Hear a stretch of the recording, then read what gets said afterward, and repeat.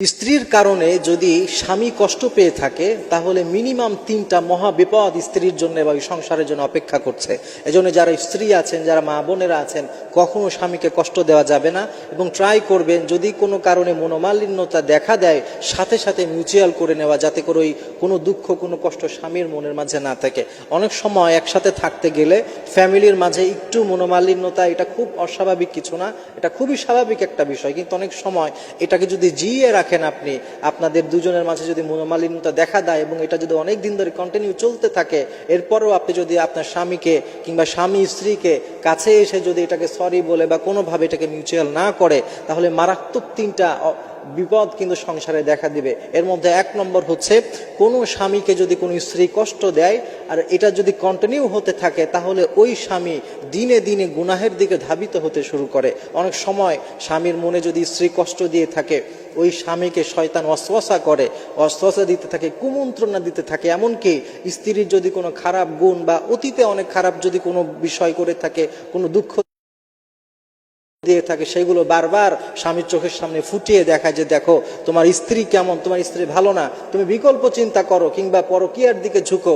এইভাবে একজন স্বামীকে আস্তে আস্তে শয়তান কিন্তু প্ররোচনা দিয়ে দিয়ে গুনাহের দিকে ধাবিত করতে থাকে। এই জন্য একজন স্ত্রীর উচিত যদি কোনো কারণে স্বামীকে কষ্ট দিয়ে থাকে, তার নিজের ভালোর জন্য হলেও অবশ্যই সেটা স্বামীর কাছে গিয়ে জিনিসটাকে সলভ করে ফেলা, এটাকে জিয়ে না রাখা।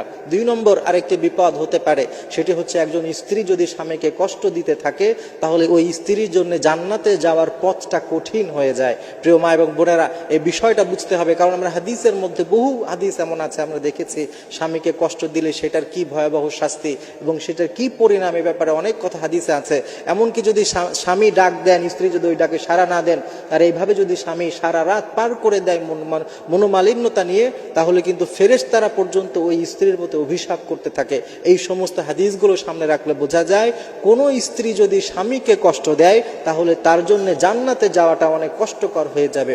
আরেকটি বিষয়, আরেকটি বিপদ ঘটতে পারে, সেটি হচ্ছে কোনো স্ত্রী যদি স্বামীকে কষ্ট দেয়, ওই ঘর থেকে, ওই সংসার থেকে সব রকমের সুকুন, শান্তি, প্রশান্তি এইগুলো দূর হয়ে যাবে। প্রিয় ভাইয়েরা, প্রিয় বোনেরা, এটা মনে রাখবেন, কারণ আল্লাহ তাআলা পবিত্র কালামুল্লাহ মাজিদের মধ্যে স্বামী এবং স্ত্রীর যে বন্ধন, যে সম্পর্ক, এইটাকে মাওয়াদ্দাতা ওয়া রাহমা বলেছেন। তিনি বলেছেন স্বামী আর স্ত্রী তারা একজন অপরজনের প্রশান্তির কারণ হবে, তারা সুকুনের কারণ হবে। কিন্তু যদি নিয়মিত কিংবা মাঝে মাঝে যদি স্বামীকে কোনো স্ত্রী কষ্ট দেয় এবং এটা যদি স্বামীর মনের মধ্যে গেঁথে থাকে, আস্তে আস্তে ওই স্বামী তার স্ত্রীর প্রতি একটা বিরূপ প্রতিক্রিয়া তার মধ্যে ইফেক্ট করবে এবং আস্তে আস্তে দেখা যাবে ওই সংসারে কোনো শান্তি আসছে না।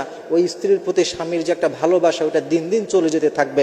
এই জন্য একজন স্ত্রী যদি তার সংসারটাকে টিকিয়ে রাখতে চায়, যদি নিজেরা শান্তির সাথে প্রশান্তির সাথে থাকতে চায়, তাহলে একজন স্ত্রীর জন্য উচিত হবে সে অবশ্যই স্বামীর সাথে কোনো মনোমালিন্যতা হলে সাথে সাথে কথা বলে, প্রয়োজনে আমি আগবাড়িয়ে যাব, সরি বলবো। সরি বলাতে কোনো আসলে অপরাধ নেই, কোনো লজ্জা নেই, কিন্তু সংসারটা যদি একবার ভেঙে যায় তাহলে কিন্তু জীবনটা আসলে কেমন সেটা বোঝা যাবে।